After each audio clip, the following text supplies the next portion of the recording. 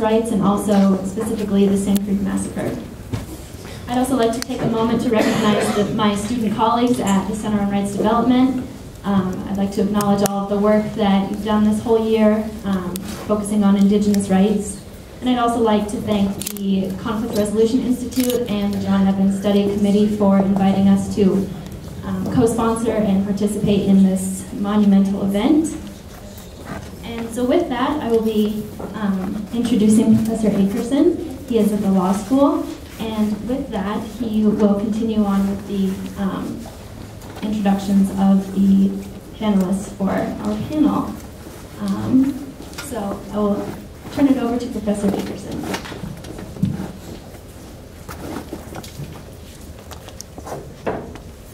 Good morning. Is this on? Yes. Okay, good. It's an honor for me to be here.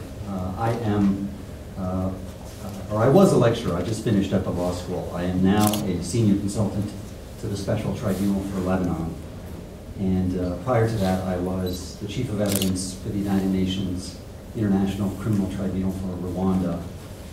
And I was a war crimes prosecutor at the Yugoslavia Tribunal. So I've been part of this movement of ending impunity for mass atrocities. It's a new movement. It's been around 22 years. It's an international movement. It's largely based in The Hague, in the Netherlands. And so I've been very involved, intimately involved in truth-seeking and reparations at an international level for a number of different mass atrocities that have occurred. I've been involved in Sierra Leone, Rwanda, Bosnia, Cambodia, currently with the Lebanon Tribunal. But it's a real honor to actually participate in something that is relevant to my home territory. It is something that most of us aren't aware of, and it's a real eye-opener for me, and I think for many of you too. And it's a real privilege to be part of this esteemed panel. I want to give you a little bit of background of our panel that's going to speak to you today. On my far right, Andy Reid has been an activist most of his life. As a teen in the mid-'60s, he participated in open housing marches and anti-Vietnam War activities. He obtained degrees in sociology and liberal studies and law from the University of Oklahoma. As a second-year law student in 1976, he interned with a small legal collective on the Menominee Indian Reservation in Wisconsin during the Reign of Terror. He graduated from the University of Wisconsin School of Law. He's got an LLM in environmental and natural resources law and policy, and has been involved in sustainable development and mining and the rights of indigenous peoples. And Professor Tinker, you've already heard from, who started off the day. But just to give you a little more background on Professor Tinker, he has volunteered in the Indian community as the director of the Four Winds American Indian Survival Project in Denver for 2 decades. In that capacity, he functions in the urban Indian community as a traditional American Indian spiritual leader. He's the former president of the Native American Theological Association and a member of the Ecumenical Association of Third World Theologians. He currently serves as an honorary advisor to the international movement against all forms of discrimination and racism.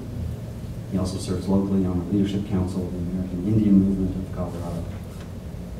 Henry Littlebird grew up in Oklahoma with his mother, stepfather, 2 sisters, and 2 brothers. He attended Chilocco Indian School. In his early 20s, he started taking part in traditional ceremonies in Wyoming with the Northern Arapaho tribe. He has spent most of his time working for the Cheyenne and Arapaho tribes' economic development program. He is one of the Southern Arapaho NAGPRA representatives and representative to the Sand Creek Massacre National Historical Site. And last but not least, Billy Stratton, who you've already heard from.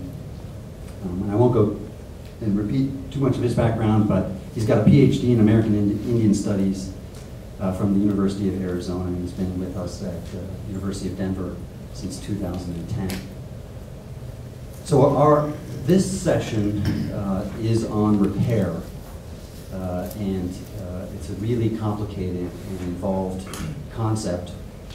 We have 90 minutes, and the way we're going to break this down is we're going to spend the first part of the session with each of the panelists giving about 10 minutes, 8 to 10 minutes on how they interpret repair in this context for an event that happened 150 years ago. And then in the second part of the session, I'm going to pose a few questions that I had developed and circulated. And then in the third part of the session, we're going to actually open it up to questions from you guys. So I'm going to give the floor first to Henry Littlebird as one of the descendants of the survivors to talk about what repair means in your view. Hello.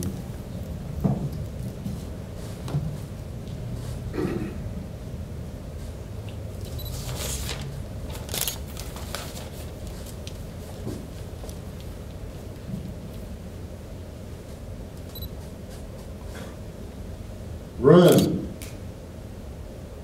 Run, sister. The soldiers are coming.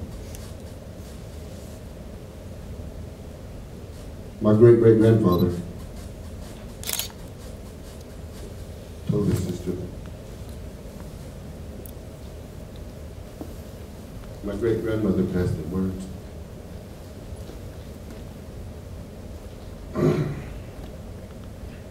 So you hear the lady say, "Don't forget us." Well, here I am to help them out. Sometimes it's pretty hard to talk.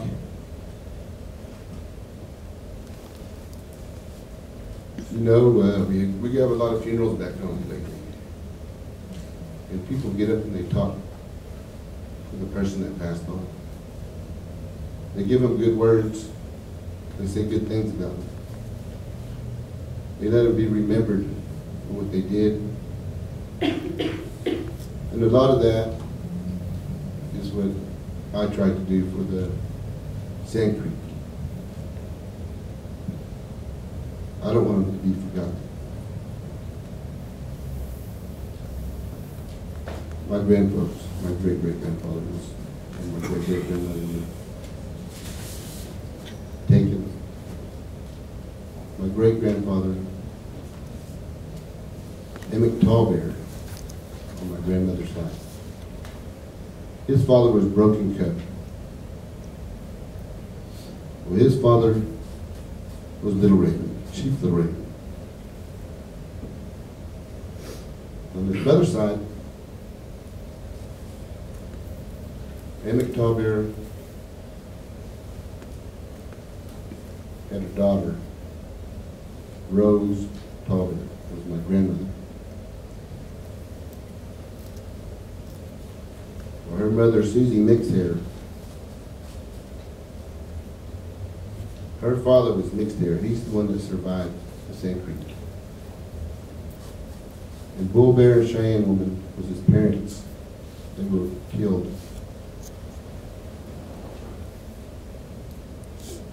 So I'm real lucky to know exactly where I came from.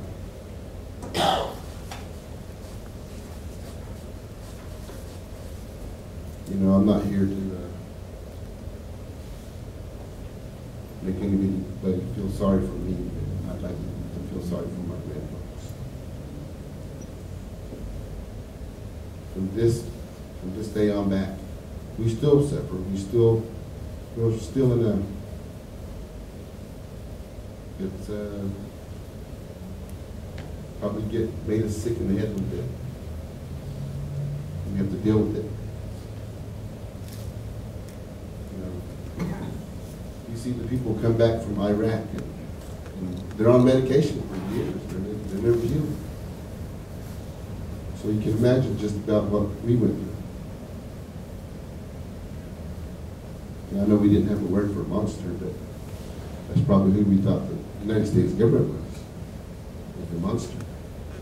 The little kids were running, they're coming.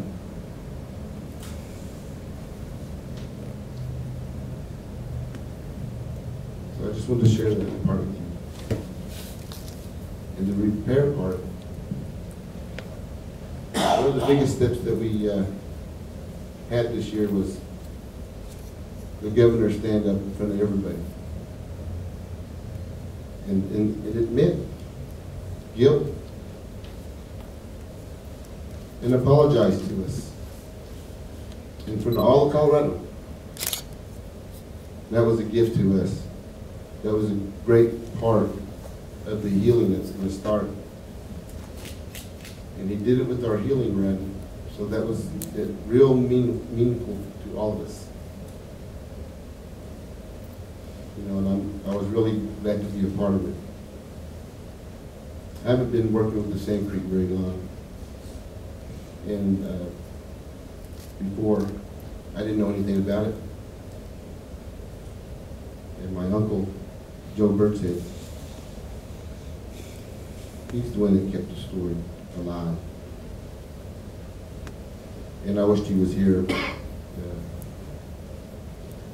let everybody know just exactly what went on. He was raised by his great-grandmother, so, and she didn't talk English, only Arapaho, which I am. But I believe we're on a good road on healing. With the United Methodist people helping, they don't have to come and use their money or whatever to help us, but they do it with their heart. We got to meet the John Evans family, and we exchanged tears and stories, and we kind of bonded with them. And that's a part of healing.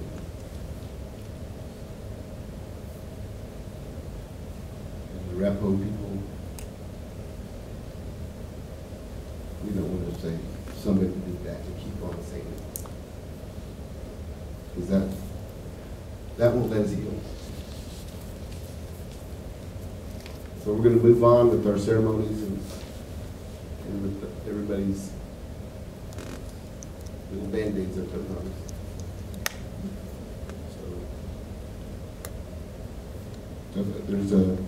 There's a growing healing process going on, but it will never be repaired all the way.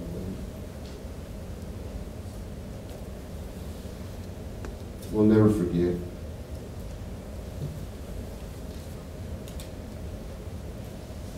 Forgiveness, we'll have to try, but we don't expect anybody to demand forgiveness just because they give us something. Can never give us back them lives that were taken at Sand Creek. A lot of times I think about the little kids they were shooting at. 4 or 5 people shooting at him until they killed him. I had a hard time putting that out one time because I have a little 4-year-old boy, a single parent. He's with me all the time. I couldn't imagine anybody shooting at him until he killed him. Exactly what happened at Sand Creek. So we're on our way, and everybody's helping them do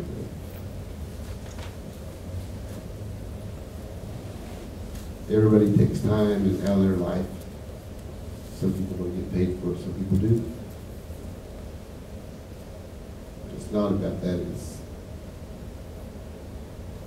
the heart. you have to give.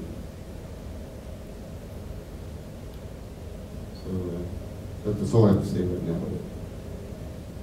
And some other stuff I can say. I just want to let you know. Okay. Got my grandmother's words, my grandfather's words, telling the sister to run. My uncle told me, he said, get up there and tell him what she said. Well, while he was telling me that, he was crying. And I was thinking, how am I going to get them words out? But I did. I hope. Tink, why don't you take a stab at what repair means for you from your traditions?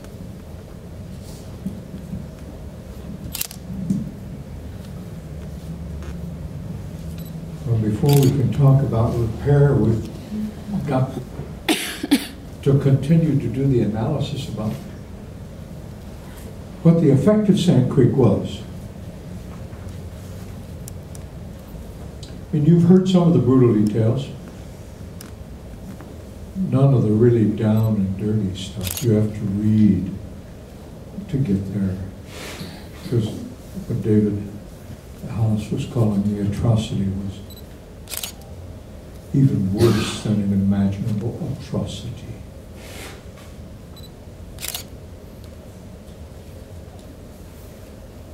But the effect of that event here in Colorado was wonderful for white people. It secured the whole territory for white occupancy and settlement. Christians could then count on having Indian land as their own. And they kept coming in from the east after that. Denver was a little town in 1864.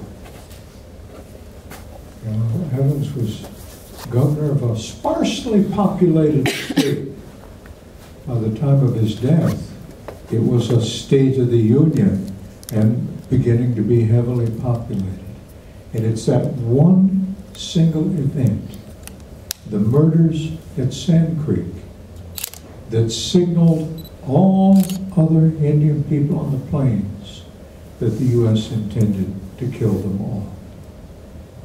Sure, it opened warfare with Cheyennes and Arapahoes, and with Lakotas up north. But the handwriting was on the wall. The Transcontinental Railroad could be built safely in that very next generation, that same decade after Sand Creek. So that's what my white relatives here in Colorado got. If you own a home, even if it's a condo, or even if you're renting an apartment, it's on Cheyenne and Arapaho land that was won by murdering people at Sand Creek. Start there. I mean, now, what can we do to repair?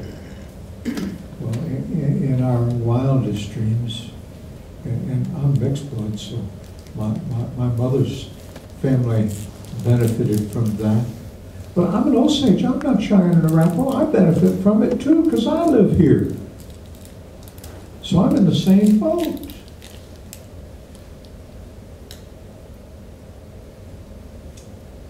You bump into somebody and you say, I'm sorry. And it avoids any conflict because they say, oh yeah, it's okay. It's crowded in here. You knock somebody down, it's a little more serious. You have to stop and you have to pick them up. You can do some repair there. Unless they broke a leg, then you got to call 911, get an ambulance over there, and this person you've hurt, you've got to make sure they get to a hospital, right? You can do repair there too. If you hit somebody with your car, a little tougher to think about repair, huh? Careless driving, worse if you're inebriated and somebody gets killed. It's harder to wrap your mind around repairing what happened. In fact, the perpetrator may have to live with the discomfort of what I have done for the rest of a lifetime. But we're not talking about something so simple, are we? We're talking about massive land theft, invasion, under the aegis of a religious symbol of Christianity, because the invaders were, you know, this doesn't often get said, but they were Christians. Dyed-in-the-wool Christians. John Evans was a very faithful Methodist layman who gave back to the Methodist Church in bountiful ways, including starting Northwestern and University of Denver, and a School of Theology in Evanston, Illinois.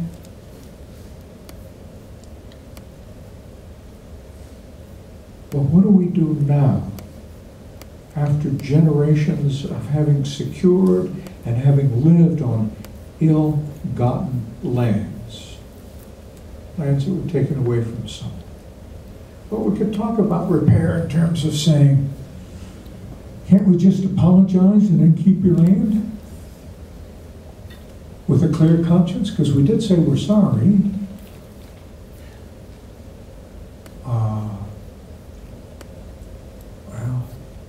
that doesn't change life on the ground for Indian people, either in the city or in reservations where life is still pretty miserable for the victims of the abuse that was perpetrated at Sand Creek, at Bear River, at Mystic in Connecticut, at Jamestown, in Virginia. What I tell my students, and I'll end here because this is so complicated, what I tell my white students is, you all have a history of white Christian violence on this continent, and you better learn to see it clearly for what it is, and learn to become very comfortable with the pain that knowing that causes you. I don't think we can make this easy for one another. It's certainly not easy for Indian people on this continent. Denial makes things a little more comfortable for my white relatives. But at some point, if we crack that, you know, that nut open of denial, you'll have to learn to live with the discomfort, or to be comfortable with the discomfort of how we got where we are now, and then start thinking about how do we proceed with the healing process. Because we can't really seriously get into a healing process until people are willing to acknowledge what happened. Thank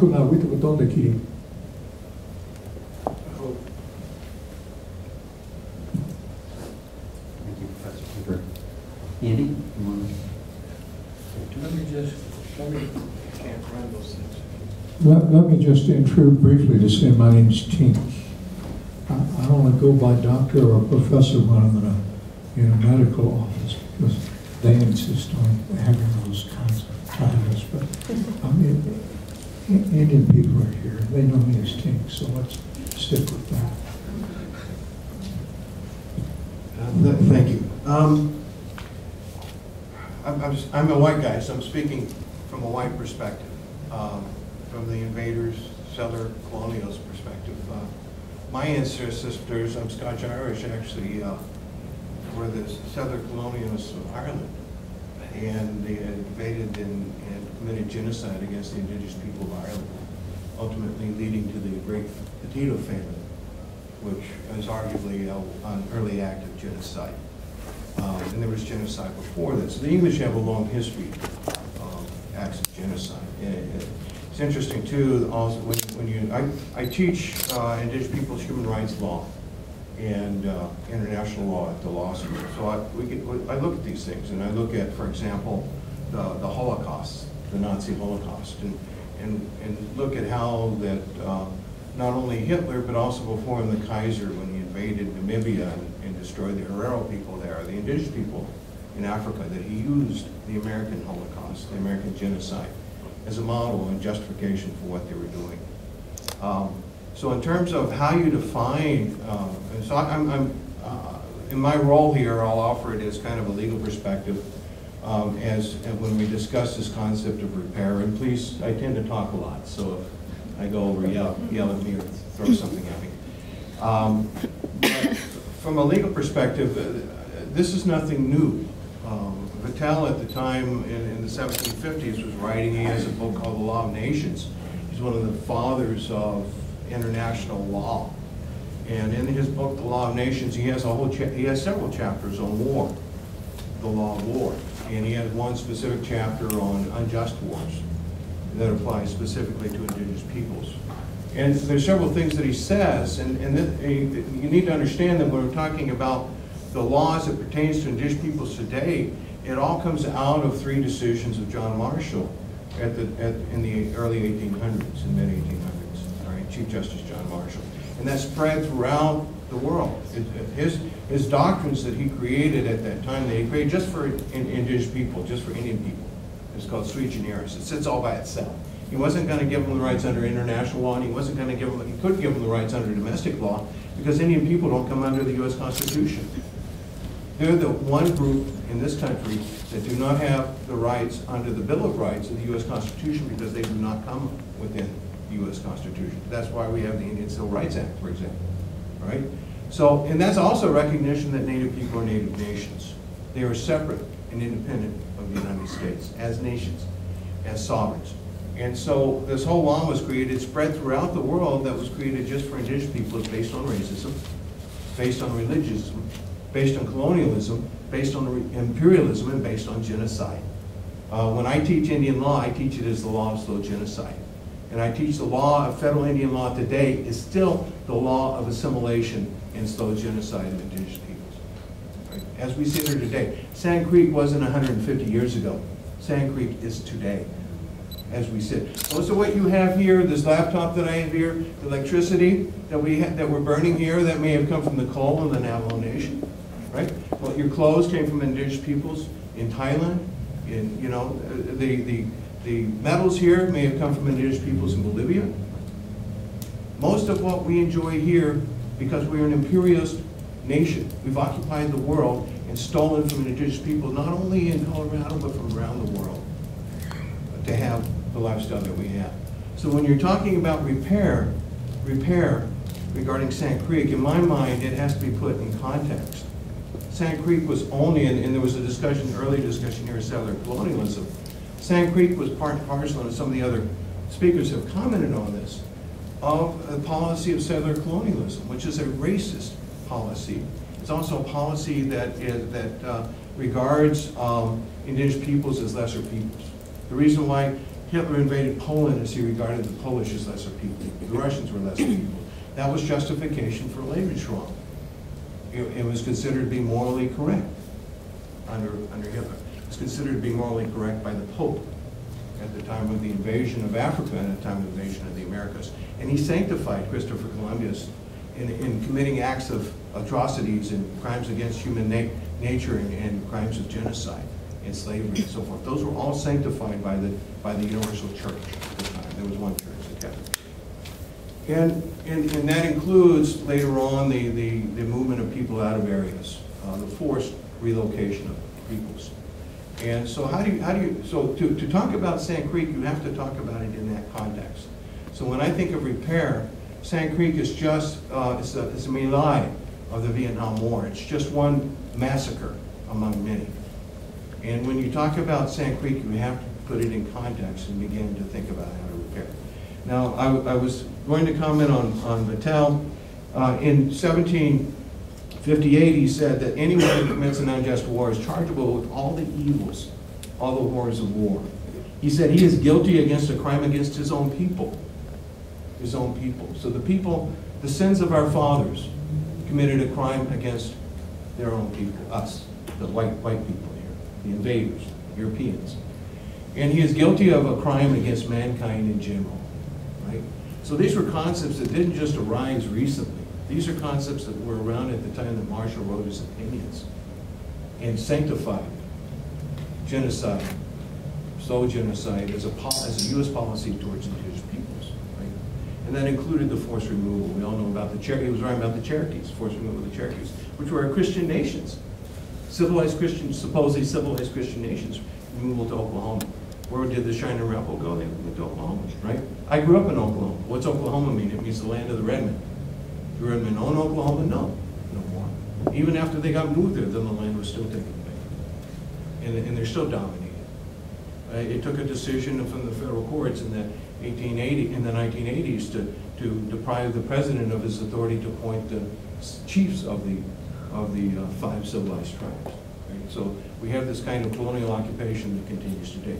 So in terms of, let me I had a nice PowerPoint, which we don't have time, and I can't bring you into, but there is a body of law that we have on reparations, and I've got a couple of these. There's some handouts here for anyone. There's not enough to go around, but anyone who's interested. There are publications on reparations from the UN, and there's also a publication on reconciliation from the UN, and then there's a couple of handouts on the Reconciliation Commission that the Maine and Wabanaki Reconciliation Commission did on Indian children in Maine that involved a joint effort. It involved talking circles, for example, and other efforts to make it sensitive and respectful of the indigenous peoples. It was done together. So those are some examples of the approach to reparations.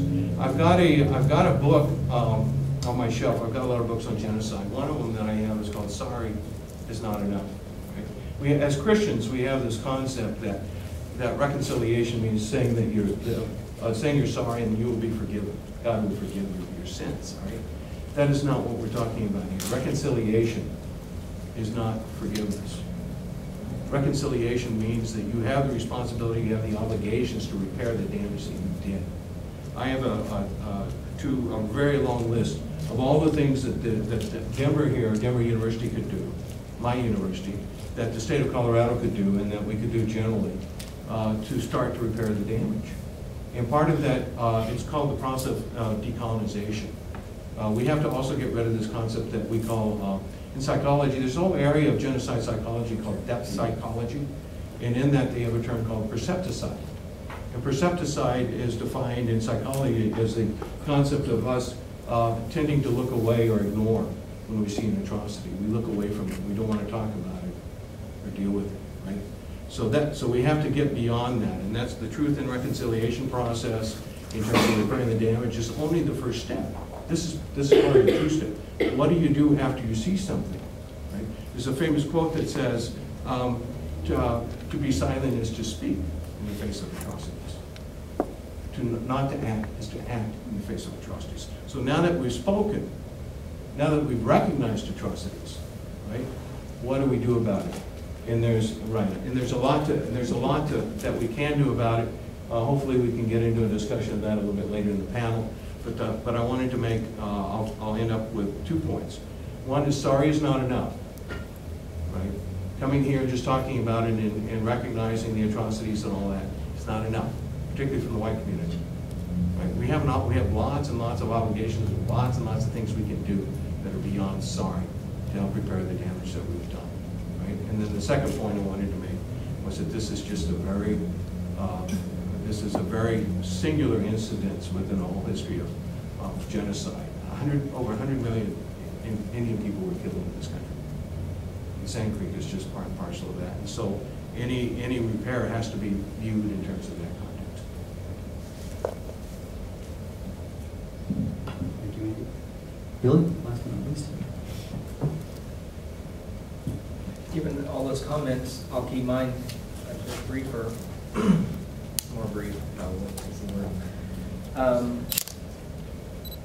So when we talk about historical trauma, one of the things that instantly comes to mind is the acknowledgement, and this is what the panelists have been talking about.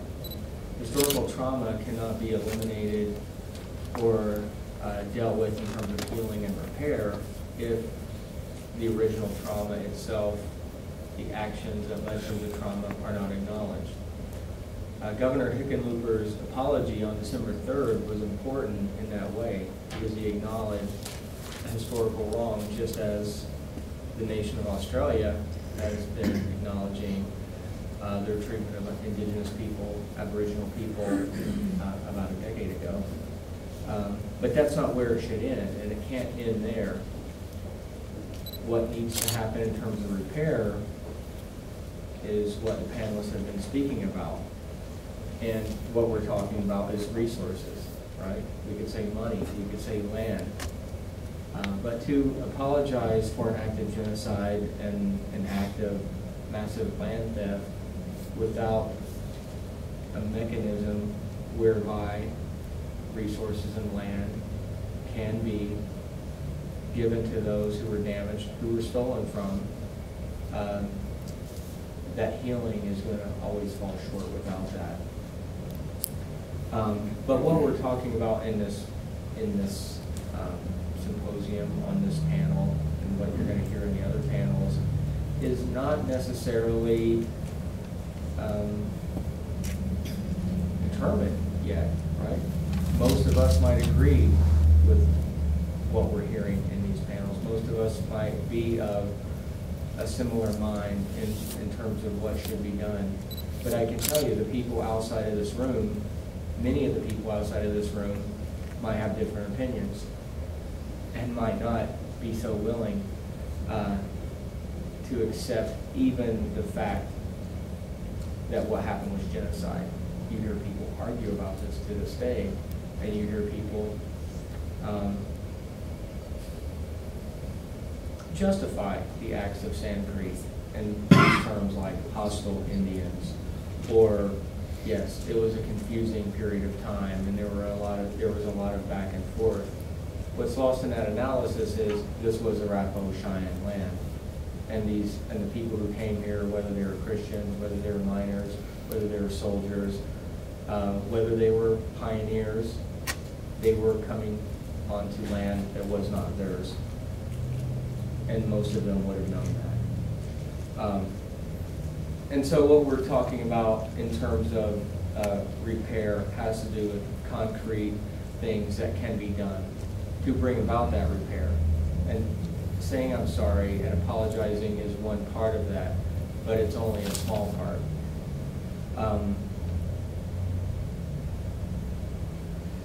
The story that Henry shared about the child being shot, right? This is an Arapaho Cheyenne story. This is a story that comes out of Sand Creek. But it's also a story that can be found in congressional testimony.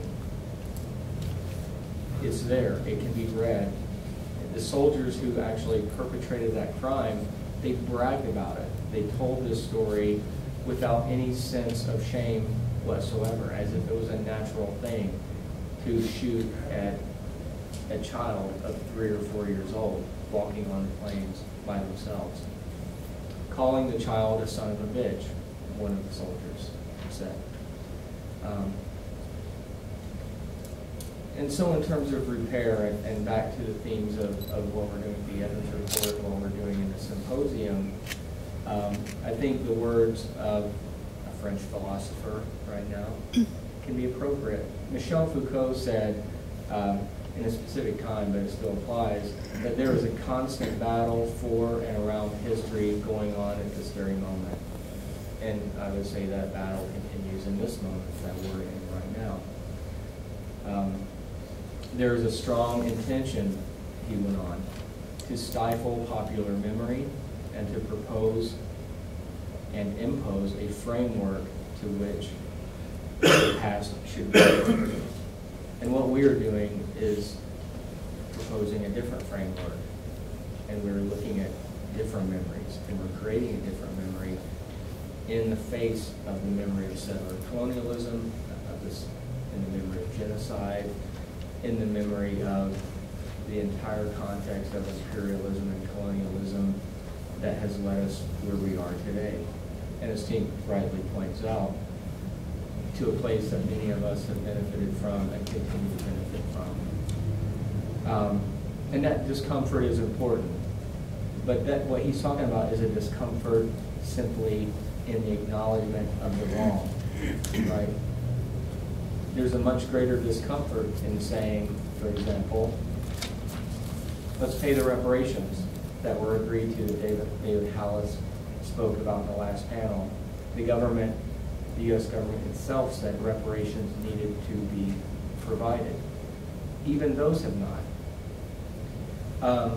I really appreciated what Andrew was saying about law and the Marshall Trilogy. The one thing I would add to that is, and so although Native Americans, American Indian people, indigenous people are excluded from the legal framework of America, by maybe an accident, they do have one right, and that comes down to through the Constitution in terms of the way treaties are viewed as the supreme law of the land. And out of the over 400 treaties that were signed between Native nations and the U.S. government, around 300 of those were ratified, which means they became law. And because they became law, they then have that legal status as supreme law of the land according to the U.S. Constitution. And so when we talk about repair, when we talk about even reparations, which is a very bad word in many political circles, what we're talking about is simply the United States living up to its own laws and its own agreements that it willingly entered into with Native people who often were not willing participants. They were forced into many of these negotiations, and yet, according to Vine Deloria Jr., every single one of those treaties has been broken by the United States government. And so the repair is much larger than just the context of Sand Creek. The repair is one that I think speaks to the very fabric of what America is, what the United States is, a nation based on law, a nation that promotes the notions of freedom and equality and all of these sorts of things, the master narrative of American history, versus the efforts of people like Henry, people like Gale, people like Steve Brady, all of the people, indigenous people and their allies that continue to fight for simple recognition of that notion of America that we're speaking of and that America promotes so loudly around the world. The final thing I want to say here is that what we're hearing from Arapaho Cheyenne people and Native people in general is a testimony to Native survivance. This is a term coined by an Anishinaabe writer and scholar, Gerald Wisner. And what he wants to do and what he promotes in this term is an idea that Native people, yes, they have been victimized by horrible tragedies in the past, but those events don't define them as people. Instead, the presence of Henry here, the presence of all the indigenous people in this room and in this nation testifies to their perseverance and resistance in the face of hundreds of years of systematic genocide, systematic attempts to exterminate people. And so, in a way, although we mourn about the stories of the past, we should also celebrate those who go forward despite that past and persist, and not only persist, thrive as a people, especially given the situation that we're talking about. So that's all I have. Thank you. Thank you, Billy. Okay, so second part of the session. So I have a few pre-prepared questions, and I'm going to ask all the panelists to just spend a couple of minutes, literally 2 or 3, and get your take on a couple of important topics that are really amplifications of things that have already been said. So question number 1, how should repair be contemplated regarding the Sand Creek Massacre, given the